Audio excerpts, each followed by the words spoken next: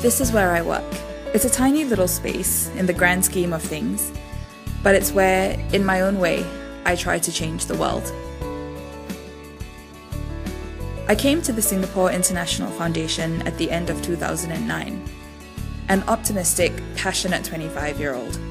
Some might have called me whimsical. I was convinced I had the power to change the world.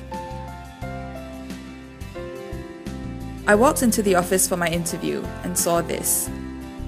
That tagline made me sure this was where I wanted to work. Working at SIF has been a real eye-opener. I've travelled to India and Sri Lanka, where I witnessed firsthand how we're improving quality of life for children. I've met dedicated social entrepreneurs, students, doctors, teachers, and artists who are committed to social change. As a communicator, I talk and write. I talk and write a lot. And that might not seem like work that makes a real difference. But here's what I get to talk about every day. Volunteers who spend years teaching underprivileged children in rural communities.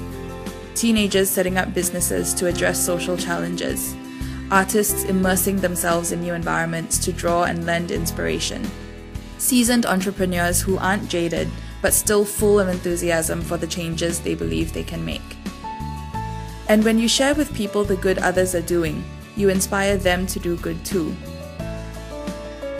I'm lucky enough to have seen that happen.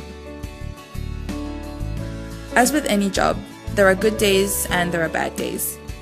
But every morning and evening, I'm reminded of why I come to work. On one hand, it's a job, but I could be doing any number of jobs. I choose to do this one because it's work I feel good about. I get to tell people about my work with pride. I get to work with some of the most generous and passionate people I've ever met. And I do it because, from my tiny little space, I get to make a difference.